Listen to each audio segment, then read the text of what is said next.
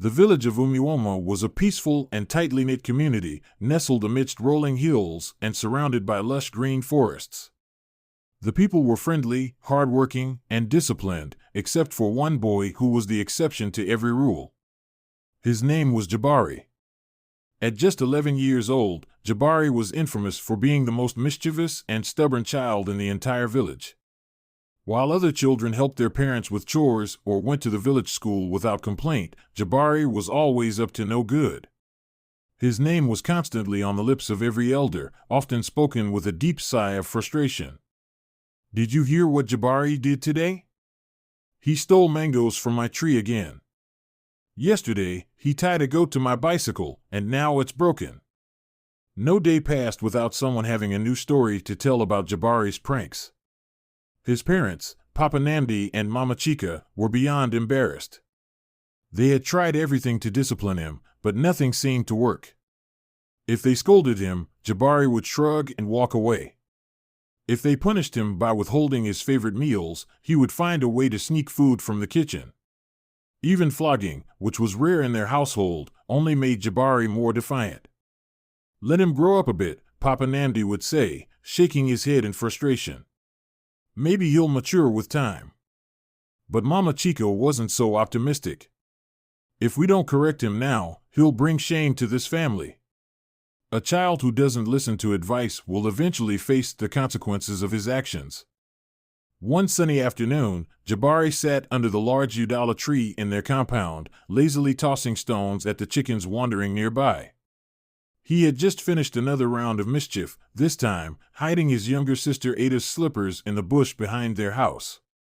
Ada was still searching for them, tears in her eyes, while Jabari smirked, finding her frustration amusing. "Jabari," his mother's voice rang out from the kitchen. He groaned and rolled his eyes. "What now?" "Come here." Reluctantly, Jabari stood up and sauntered over to the kitchen, dragging his feet in defiance. His mother stood by the fire, stirring a pot of soup. Her face was stern, and Jabari could tell she was in no mood for his usual antics.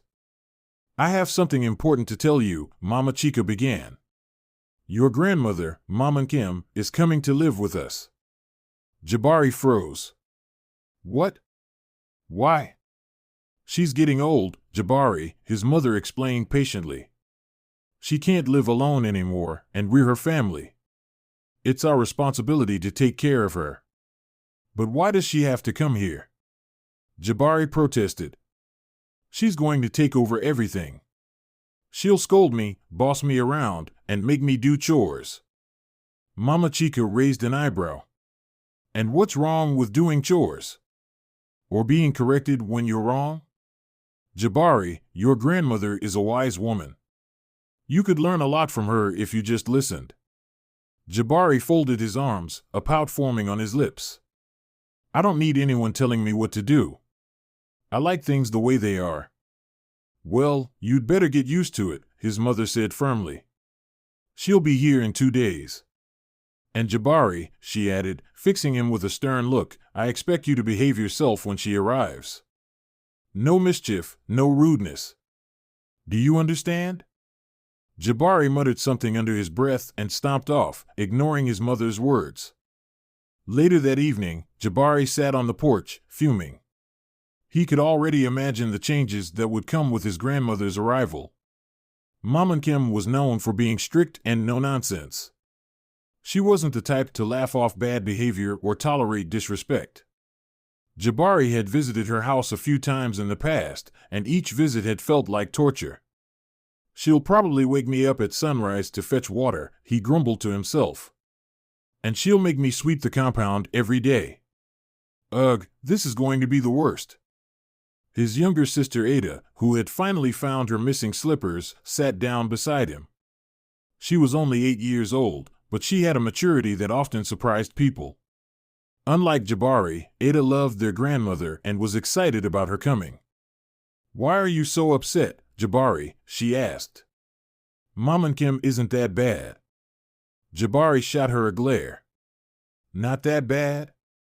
Do you remember the last time we visited her? She made me pounded yam for an entire hour. That's because you tried to sneak off while everyone else was working, Ada pointed out. If you just behaved yourself, she wouldn't be so hard on you. I don't need her here, Ada, Jabari said stubbornly. I don't want her telling me what to do or taking over the house. Ada sighed. You're being unfair.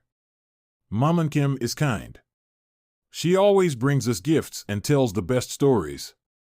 You'll see, it won't be so bad. Jabari didn't respond.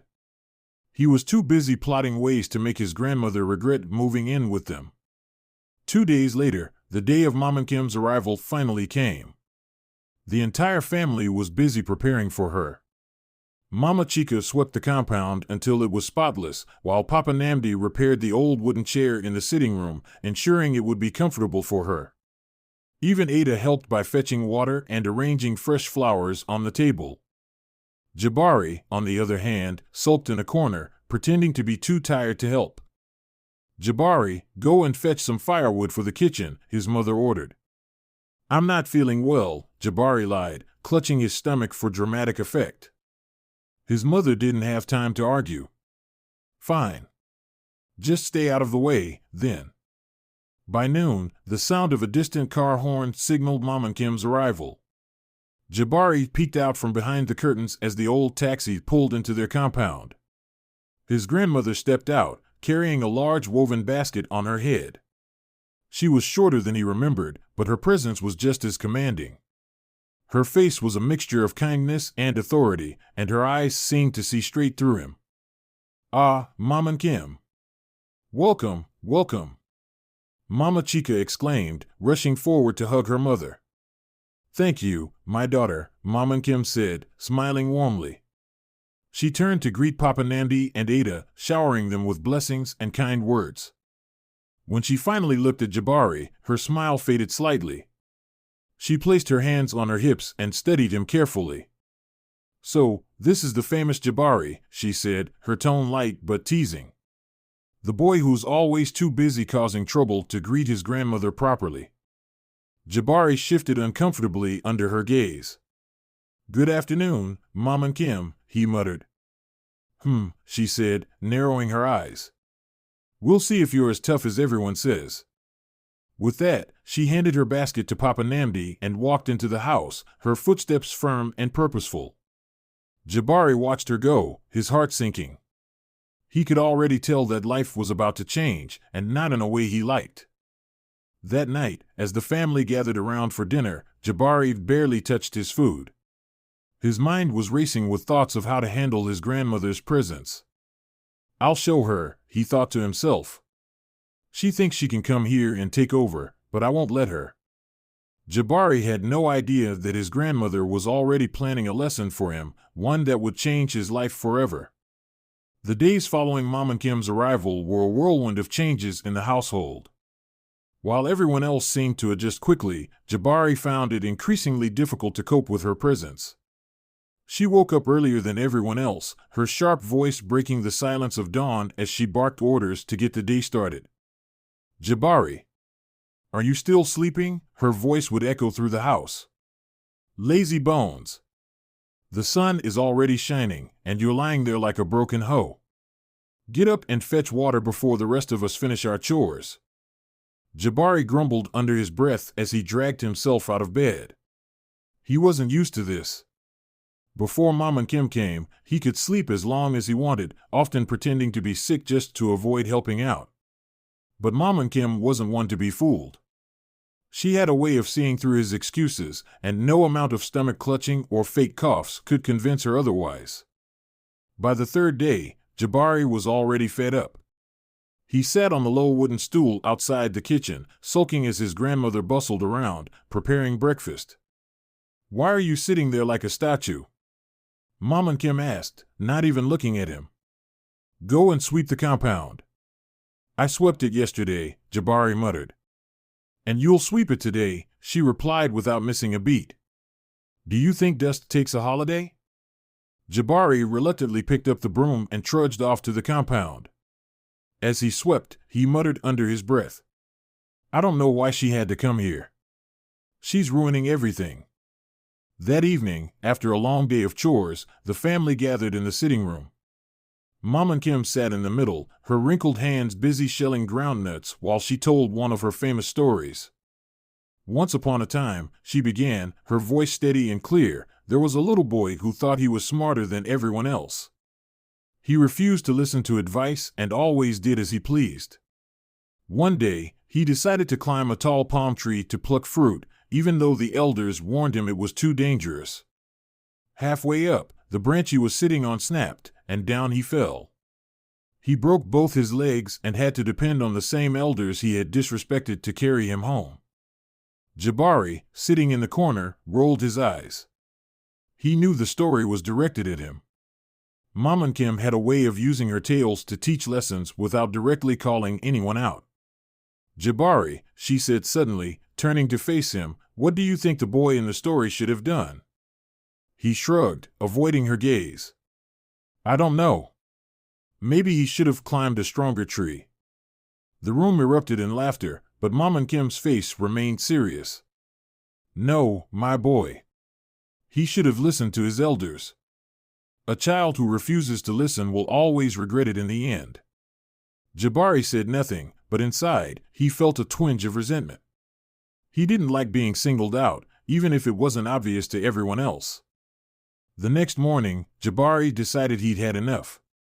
If Mama Nkem wanted to make his life difficult, he would do the same to her. His first act of rebellion was subtle. While she was out fetching water, he hid her broom behind the goat shed. When she returned and couldn't find it, she simply shrugged and picked up another one. Jabari frowned. That hadn't gone as planned. Later that day, he tried again. This time, he poured a handful of salt into her pot of yam porridge when she wasn't looking. At dinner, Mama Nkem took a bite, paused, and then smiled. This is the saltiest yam porridge I've ever tasted, she said, her tone calm. But it's good. Salt gives life flavor. Jabari's jaw dropped. How could she be so unbothered? He expected her to get angry or at least scold him, but she acted as if nothing was wrong. Determined to get a reaction, Jabari decided to escalate his mischief. The following afternoon, while Mama Nkem was busy tending to the fire, Jabari snuck into the kitchen. He glanced around to make sure no one was watching, then urinated into the pot of soup she was preparing. As he crept out, he couldn't stop himself from grinning. This time, he was sure he'd finally succeeded in annoying her. That evening, as the family gathered for dinner, Mama Nkem served the soup without a word. Jabari waited anxiously, watching for her reaction. But to his surprise, she ate the soup without hesitation, her face betraying no hint of disgust or anger. Delicious as always, Mama Nkem, Papa Namdi said, smacking his lips. Thank you, she replied with a small smile. It's always a pleasure to cook for my family. Jabari's stomach churned. He couldn't understand why she hadn't said anything. Did she not notice? Or was she pretending not to? Either way, her lack of reaction only made him more determined. From that day on, Jabari made it a daily habit to urinate in Mama Nkem's food. Each time, he felt a twisted sense of satisfaction, convinced that he was finally getting his revenge. But no matter how many times he did it, she never mentioned a word. She continued to eat her meals as if nothing was wrong, her calm demeanor unshaken. One evening, after another silent dinner, Jabari sat outside under the udala tree, his thoughts racing. He couldn't shake the feeling that Mama Nkem knew what he was doing but was choosing to ignore it. Why doesn't she say anything? He muttered to himself. Is she trying to make me feel guilty? It won't work. She's the one who started all this. But deep down, Jabari was beginning to feel uneasy. Something about his grandmother's silence unnerved him. It was almost as if she was waiting for the right moment to strike. Little did he know, Mama Nkem had been aware of his actions from the very beginning. She was a patient woman, but she also believed in teaching lessons that would last a lifetime. And she was planning a lesson for Jabari that he would never forget. The days rolled on, and Jabari continued his routine of urinating in Mama Nkem's food every evening. Each time, he would watch her eat calmly, chatting with the family as if nothing was wrong. It frustrated him to no end. What kind of person would eat food tainted like that without so much as a frown? I'm sure she knows, Jabari thought one evening as he lay on his mat, staring at the ceiling. She's just pretending. But why? What's her plan? The thought lingered in his mind as he drifted off to sleep, but even in his dreams, he couldn't shake the feeling that Mom and Nkem was up to something. The next morning, as the family prepared for the day, Mom and Nkem called out to Jabari. Jabari, come here, she said, her voice unusually soft. He walked over reluctantly, expecting another lecture or chore. I want to show you something, she said, picking up a basket from the corner of the room. Follow me. Jabari frowned but didn't argue. He was curious about what she had in mind. She led him out of the compound and down a narrow path that wound through the village. They passed the marketplace, where traders called out to potential customers, and the riverbank, where women washed clothes and gossiped. Where are we going? Jabari asked, unable to hide his impatience. You'll see, Mom and Nkem replied cryptically, her eyes twinkling. Finally, they reached a small, quiet clearing at the edge of the forest. In the center of the clearing was a large, flat stone surrounded by wildflowers. Mom and Nkem set down the basket and motioned for Jabari to sit beside her. Do you know why I brought you here? She asked, her tone serious. Jabari shook his head. This is where your grandfather and I used to come when we needed to reflect, she explained. It's a place of peace and wisdom. And today, I brought you here because I need to tell you a story. Jabari groaned inwardly. Another story? He didn't understand why his grandmother was so fond of telling tales, especially ones that always seemed to have hidden lessons. Once upon a time, she began, there was a young boy who hated his grandmother. He didn't know why, maybe it was because she was strict, or because she made him do chores. Whatever the reason, he decided to punish her. Every day, he did something terrible to her food, thinking he was clever and that she would never find out. Jabari froze. His heart began to race. He didn't say a word, but he could feel the weight of her gaze on him. But the grandmother wasn't as ignorant as the boy thought, Mom and Nkem continued. She knew exactly what he was doing. Instead of confronting him, she waited. She wanted him to learn something important about life, that evil deeds have a way of coming back to the person who commits them. Jabari shifted uncomfortably. What happened to the boy? He asked, his voice barely above a whisper. Mom and Nkem smiled faintly. One day, the grandmother invited the boy to share a meal with her. She cooked his favorite dish, jollof rice with fried plantains and chicken. When the boy sat down to eat, she asked him a simple question, would you eat this food if you knew it had been tainted by someone else? Jabari's stomach churned. He didn't need to hear the rest of the story to understand its meaning. The boy, of course, was horrified, Mom and Nkem said. He realized how wrong he had been and begged for forgiveness. The grandmother forgave him, but not before teaching him the value of respect and the consequences of bad behavior. For a long moment, there was silence. The birds chirped in the trees, and a gentle breeze rustled the wildflowers around them. Do you understand what I'm trying to tell you, Jabari? Mom and Nkem asked, her voice soft but firm. Jabari nodded slowly, his head bowed in shame. He couldn't bring himself to look her in the eye. That evening, Jabari felt like a different person. As the family gathered for dinner, he couldn't help but notice how much effort his grandmother put into cooking their meals. She moved with care and precision, humming softly as she stirred the pot. When the food was served, Jabari hesitated. For the first time, he felt guilty about what he had done. Is something wrong, Jabari? Mama Chica asked, noticing his reluctance. He shook his head and picked up his spoon. But as he ate, the guilt grew stronger until he couldn't take it anymore. I have to tell her, he thought. I can't keep this to myself any longer. After dinner, Jabari approached his grandmother, his heart pounding. She was sitting on the porch, knitting a scarf for Ada. Mom and Nkem, he began, his voice trembling, I need to tell you something. She looked up, her expression calm and patient. What is it, my boy? Jabari took a deep breath and blurted out the truth. I've been urinating in your food. I'm so sorry. I thought it would make you leave, but it was wrong. Please forgive me. To his surprise, Mom Nkem didn't react with anger or shock. Instead, she simply nodded, as if she had been expecting this all along. I know, she said quietly. Jabari's eyes widened. You knew? Yes, she replied. But I wanted you to come to this realization on your own. Sometimes, the best way to teach a lesson is to let a person see the consequences of their actions. Tears welled up in Jabari's eyes. He felt a mixture of shame and relief. I promise I'll never do anything like that again. I'll change. I'll be better. Mom Nkem placed a gentle hand on his shoulder. I believe you, Jabari.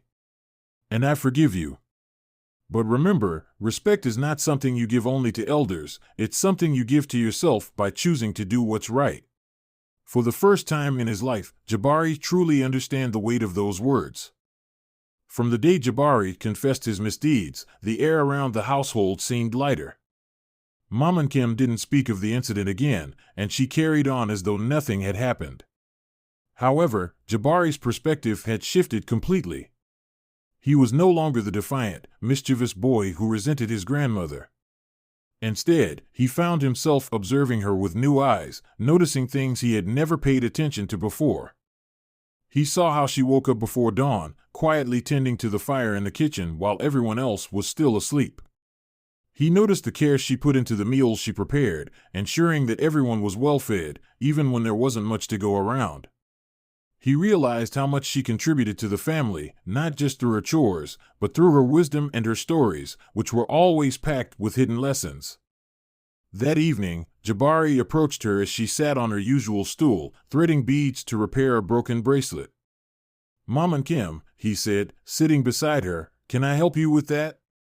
She looked up at him, her eyes warm but surprised. You want to help me? He nodded earnestly. I do. I want to learn. She handed him the string and a few beads, showing him how to loop and tie the ends securely. As they worked side by side, she began to hum a song, one of the old tunes from her youth. Jabari found himself humming along, and for the first time, he felt a connection to his grandmother that he had never felt before. The days that followed were filled with changes. Jabari became more involved in the household chores, volunteering to fetch water, sweep the compound, and even help with cooking. At first, his siblings teased him. Jabari, are you trying to become Mom Nkem's favorite? Ada joked one morning as he carried a basket of cassava for her. But Jabari just shrugged. I'm just trying to do what's right, he replied simply. Even his parents noticed the change in his behavior. Is this the same Jabari? Mama Chica asked Papa Namdi one evening as they watched their son carefully arranging firewood in the kitchen. I don't know what Mama Nkem did, but it's working. One evening, as the family sat together after dinner, Mama Nkem announced that she wanted to teach Jabari how to farm. It's time he learns, she said. A boy his age should know how to plant and harvest.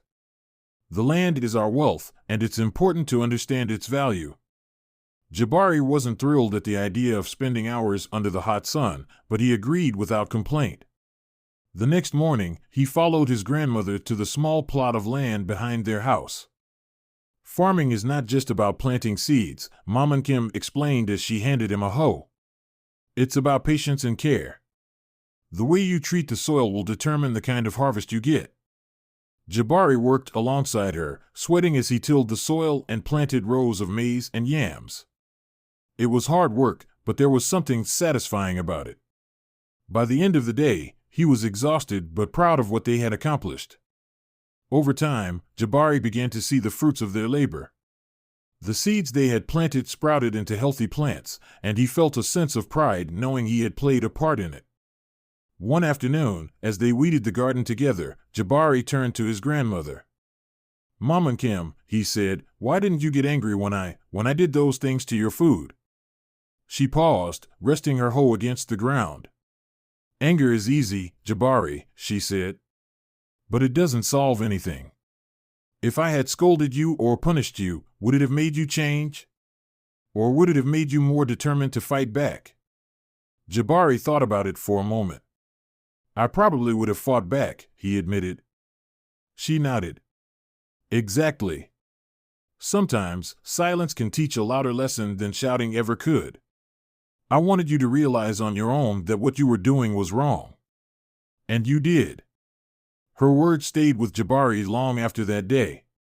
He began to understand that wisdom wasn't just about knowing the right thing to do, it was about knowing how to teach others without breaking their spirit.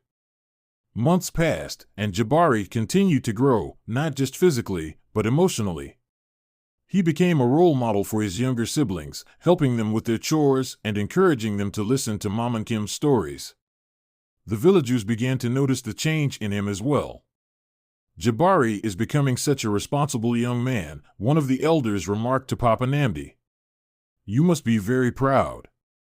I am, Papa Namdi replied with a smile. And I have Mama Nkem to thank for that. One day, as Jabari and Mama Nkem sat together under the udala tree, she handed him a small, carefully wrapped bundle. What's this? He asked, untying the cloth. Inside was a beautifully carved wooden pendant, shaped like a tree with deep roots. This belonged to your grandfather, she said. He gave it to me when we were young. I want you to have it now. Jabari's eyes widened. But this is so important to you. Are you sure? She nodded. You've earned it, Jabari.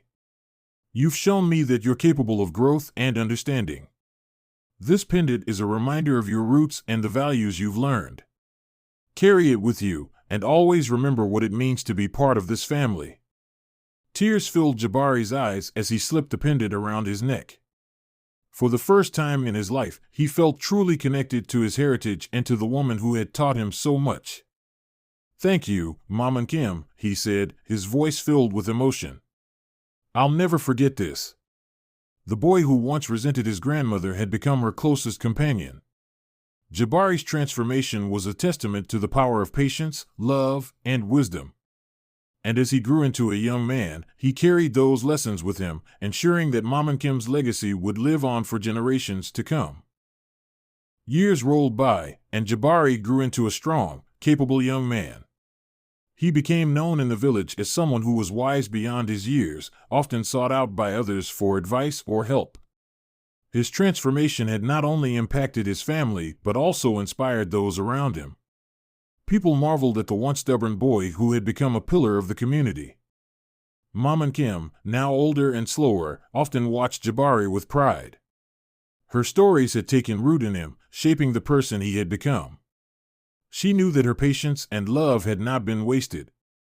One evening, as the family gathered around the fire, Jabari took it upon himself to tell a story, a role that had always been Mama Nkem's. His siblings, parents, and even some neighbors who had dropped by listened with rapt attention as he wove a tale filled with humor, wisdom, and lessons. And so, Jabari concluded, his voice steady and full of conviction, the boy learned that respect and kindness are not just things you give to others, they are things you carry within yourself, shaping who you are.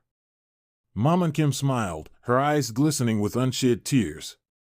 She leaned toward him and whispered, "You've done well, my boy. Your grandfather would have been proud."